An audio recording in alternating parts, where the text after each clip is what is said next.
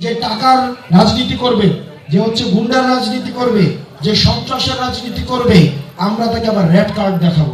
এই 1000, 2000, 5000, 10000 আমরা কি টাকার বিনিময়ে কাউকে ভোট বিক্রি করতে দিব? না চিনে শুধুমাত্র মার্কাটা দেখে আর হচ্ছে কি নাম দেখে ভোটটা দিয়ে দেন, 5 বছরের জন্য আপনি বঞ্চিত হবেন। আজকে যদি আপনার পকেটে আমি 1000 টাকা গুঁজা দিয়ে দেই, কালকে যদি আমি ইট চুরি করি, আপনি কি আমার সামনে কিছু করতে পারবেন? অর্থাৎ একদিন আপনার টাকা দিয়া আমি কি করলাম, 5 বছরের জন্য মুখটা বন্ধ করলাম। এই 1000, 2000, 5000, 10000 আমরা কি টাকার বিনিময়ে কাউকে ভোট বিক্রি করতে দিব? ভোটার যদি একটা কলা গাছকে নির্বাচিত করে, আমরা তার পিছনে খাটবো।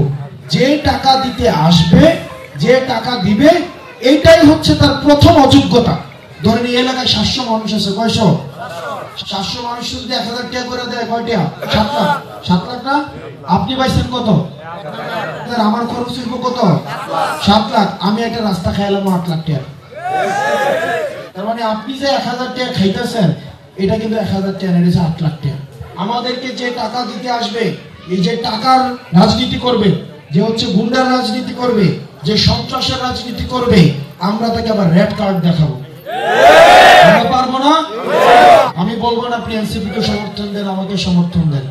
যে আপনার কাছে মনে হবে যোগ্য, যে পান খায় নাই, সন্ধ্যায় কি তার জিহ্বা পূর্ব কোনোদিন?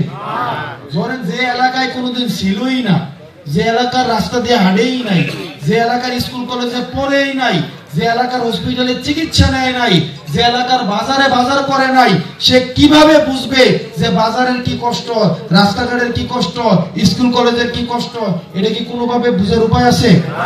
এই কারণে আপনার বুঝতে হবে যে কারা হচ্ছে এই ভূমির সন্তান। আর যদি না চিনে শুধুমাত্র মার্কাটা দেখে আর হচ্ছে কি নাম দেখে ভোটটা দিয়ে দেন, 5 বছরের জন্য আপনি বঞ্চিত হবেন। এবং এই কষ্টটা যখন পাবেন, এটা কষ্টটা সবাই পাইতেছে না? 5 বছর কষ্ট করতে চাই, আমরা কি গোলাম হবো না মালিক হবো? গোলাম হবো না মালিক হবো? চিন্তা করেন যে আপনার গোলাম, সে হচ্ছে একটা বড় 6 ইঞ্চি চেয়ারে বসে, 6 একটা চেয়ারে বইতে না? আরে এ তো আপনার গোলাম, এ বসবে মাটির নিচে। ভাই আমরা টাকা পয়সা দিতে পারবো না, আমাদের টাকা পয়সা নাই। আমাদের ছাত্রদের দল, আপনারা দেখছেন আমরা মিডিয়ার এগেইনস্টে কথা বলছি কিনা, সংস্কারের পক্ষে কথা বলছি কিনা, আমরা আর্মির যে অংশটা যারা আয়নাঘর বানাইছে তাদের বিপক্ষে কথা বলছি কিনা, আমরা কারো বিপক্ষে কথা বলতে আমরা কি করি নাই, ছাড়ি নাই। কারণ কি নাই, আমরা কারো কাছে বান্দা নাই।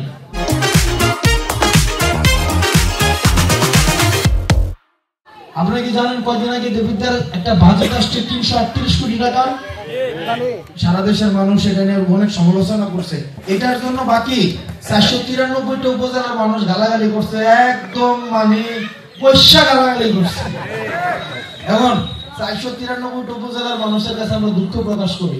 গতকাল একটা ইউনো কথা কইছে আমারে, উনি নতুন আসছে, যে ভাই বিভিন্ন জায়গায় শুনছি দেবিদ্যার আপনার উপজেলা বা বিভিন্ন পেপার পত্রিকায় দেখি, টিভিতে দেখি, আমি ভাবছিলাম দেবিদ্যার অনেক উন্নত। হ্যাঁ, তবে দেবিদ্যার টপ 10 এর একটা উপজেলা, তবে নিচের দিক থেকে এত অনুন্নত। রাস্তাঘাট, স্কুল কলেজ, মসজিদ মাদ্রাসা, এগুলোর অবস্থা খুবই খারাপ।